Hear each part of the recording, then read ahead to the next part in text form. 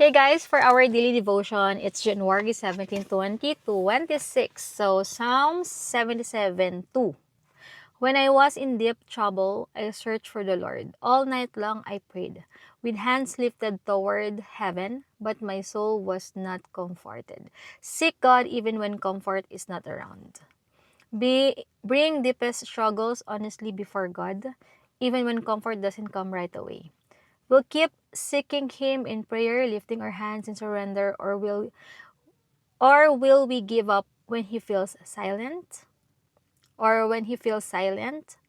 True faith is tested not in ease, but in persistence when our souls still ache. Actually, na-feel ko to guys. Nung time na 2023, June 2023, naghihingalo si Heinz na gulat ako na parang grabe, iba na to. Ang daming nurse, ang daming doctors na nasa room niya.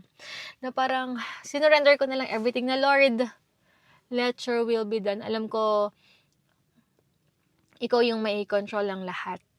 Pero naiyak pa rin ako pag naalala ko. But anyway, tapos kita ko yung clouds and all na parang, sige, Lord, ako na lang bahala kay Hugo.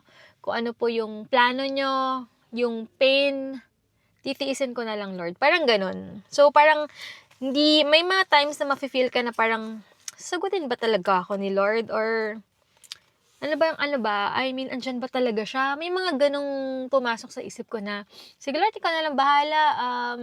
Talaga bang, you're in control? May mga ganong moment na parang mapapatanong ko na, Lord, andyan ka ba?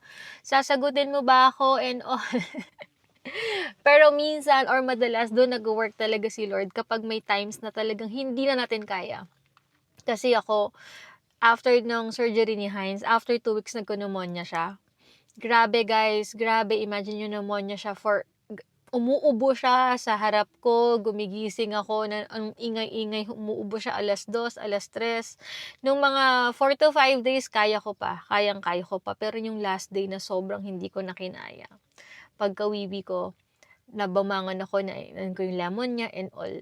Nagdasal na ako na, Lord, sobrang pagod na ako.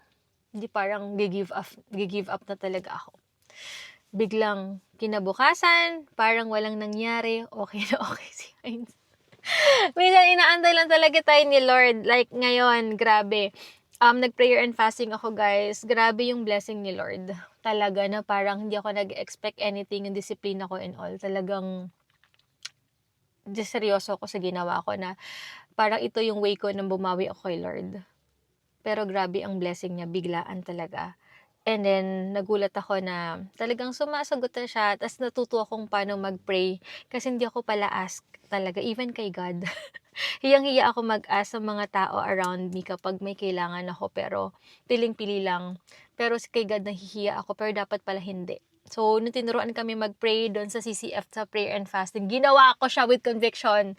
Sinagot agad ni Lord. Ang galing lang. So, yun lang. So, huwag kayong mahiya pala na mag-ask. At doon nyo, pag feeling nyo wala si Lord, hindi kayo pinapakinggan, doon siya nag-work. So, yun lang guys. Sana na-inspire kayo sa shinare ko, pero kasi totoo po yun. So, yun lang. Thank you, Lord, for this day. To God be all the glory po talaga sa lahat na nangyari sa buhay natin. Kaya sana kayo rin, guys, mag-start tayo na si God muna bago ang lahat.